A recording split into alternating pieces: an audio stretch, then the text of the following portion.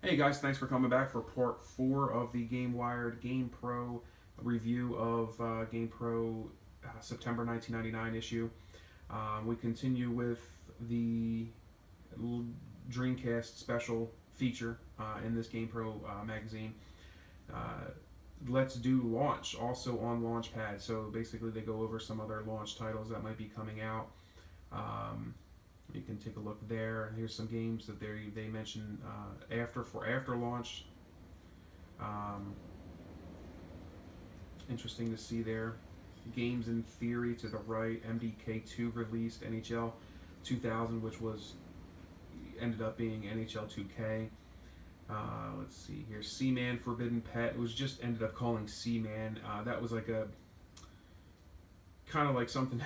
It was the most bizarre game, and Seaman basically had a microphone that you can attach to your Dreamcast controller, and you can talk to this fish that had a man's face on it. That's in your game, and you were taking care of it. And ultimately, the thing became a smartass jerk. If you didn't take care of it too well or perfectly, if you didn't talk to him, he was just. It was the most bizarre Japanese game, but of course I bought it. Bought into the hype. Quake 2 advert to the right there. Advert for Demolition Racer. I guess close to Demolition Derby kind of game. Warpath, Jurassic Park Warpath. I don't remember much about that game, so can't really comment on that. Final Fantasy VIII advertisement on to the right for Target. Target really had a lot of adverts here. Let's see here. There's some more interesting stuff. Some PC games here. Dreamcast. This is the heart. Here's an advertisement for the Dreamcast. Again, building my hype. I was going crazy for this and for this console. It's for Soul Calibur. This is the soul. So you got the heart is the Dreamcast. The soul is the game. Soul Calibur, again, one of the most absolutely best fighting games ever. What do we got here? Gex 3, never got into that. Here's a pro review for the arcade game Street Fighter 3 Third Strike.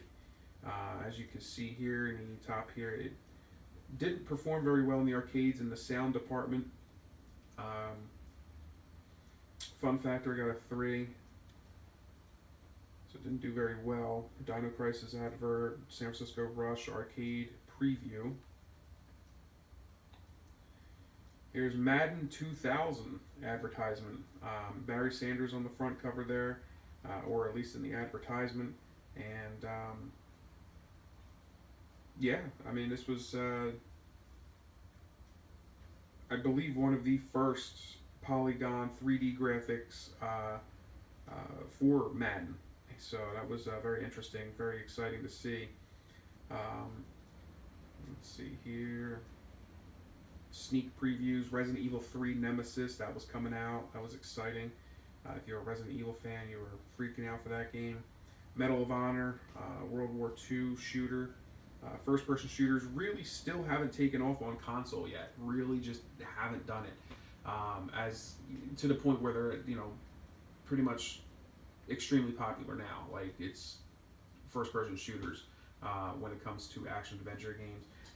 They just really haven't taken off. So, and they really didn't utilize the joysticks. I'm sorry, the thumbsticks on your controller. So that was Medal of Honor there. Good game though. I remember that clearly. Let's see here. Thrasher advert. Wu-Tang Shaolin style. Never got into that. I don't get it. Let's see here. Spyro 2 Ripto's Rage. That was a 3D adventure game. Crash Team Racing, which was kind of Sony's take on Mario Kart Racing, but using Crash Bandicoot characters. Let's see. Hot Wheels. Thousand Arms. Never got that. WrestleMania 2000 advertisement there for the Nintendo 64. I remember buying that. That was fun to play. Let's see here if I can zoom in on what it's talking about here.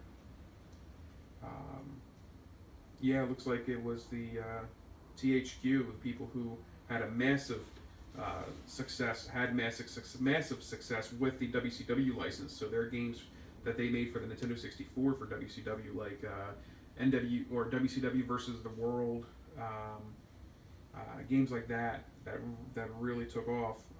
They decided to give the WWE games a run, and it was fun. WrestleMania 2000, not bad, not bad.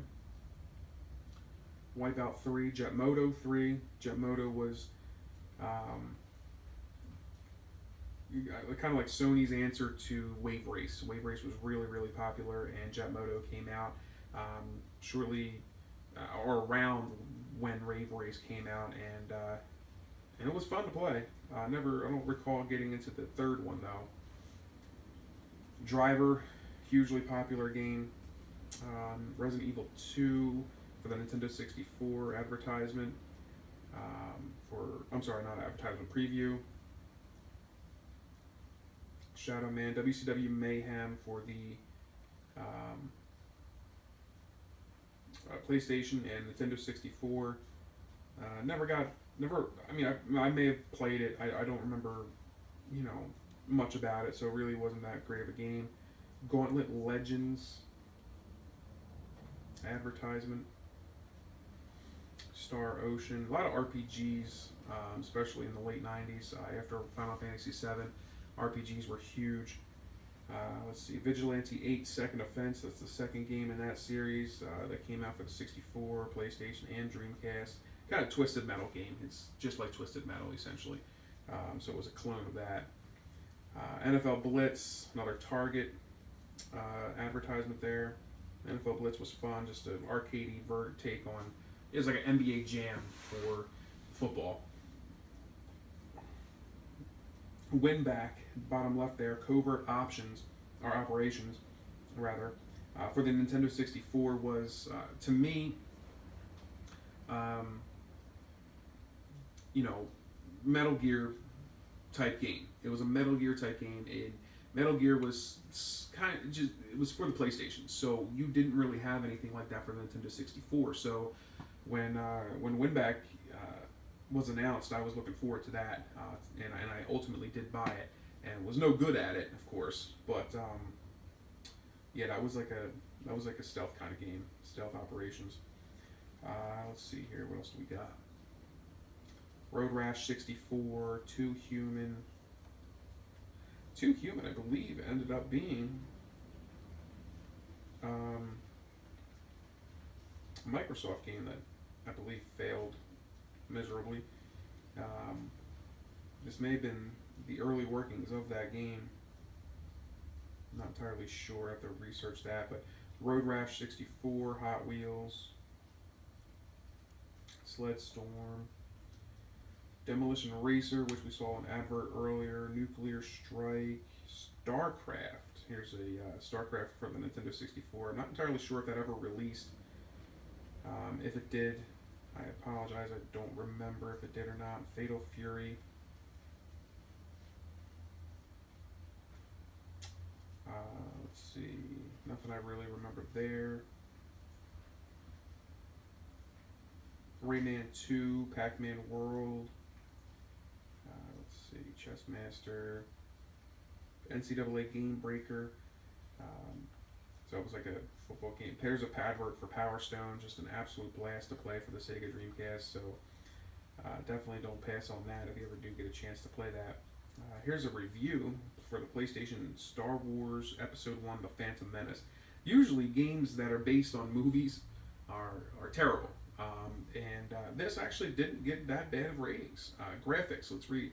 Not as visually impressive as Final Fantasy VII, but a hell of a lot better than Tomb Raider 3. Phantom Menace is more about the overall experience than the imagery. Fun factor, you have to be a fan of either the Star Wars movies or solid action-adventure games to like Phantom Menace. Fans will forgive minor graphical hiccups and plot variances faster than adventure gamers, but both will love this game.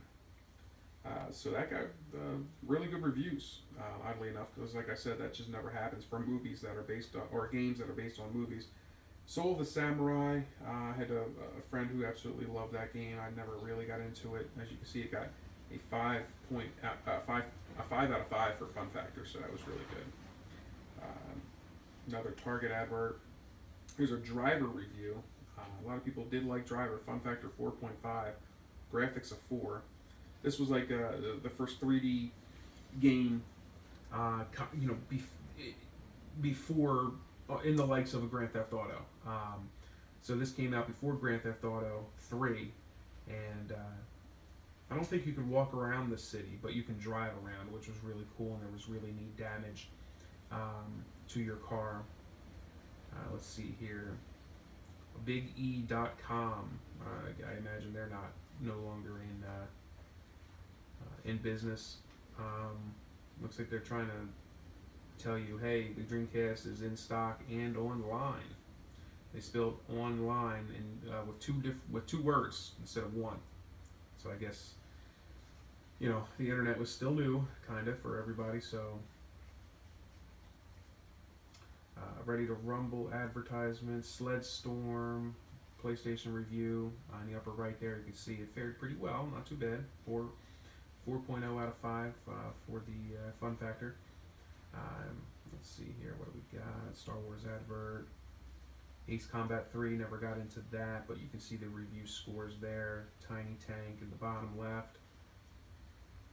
Carmageddon for the console advertisement, never got into that myself. Chocobo Racing in the upper left there, got a 3.0. It didn't fare very well for fun factor, and a couple of the 3.0s there. Take a look. Alright. Shadow Man advertisement. Army Men. Duke Nukem 0 Hour for the Nintendo 64. Got a review, so I do apologize. I mentioned earlier in another video that I wasn't sure if 0 Hour released. It looks like it actually did, and it got a good fun factor, 4.5 out of 5, so not too bad, not too bad.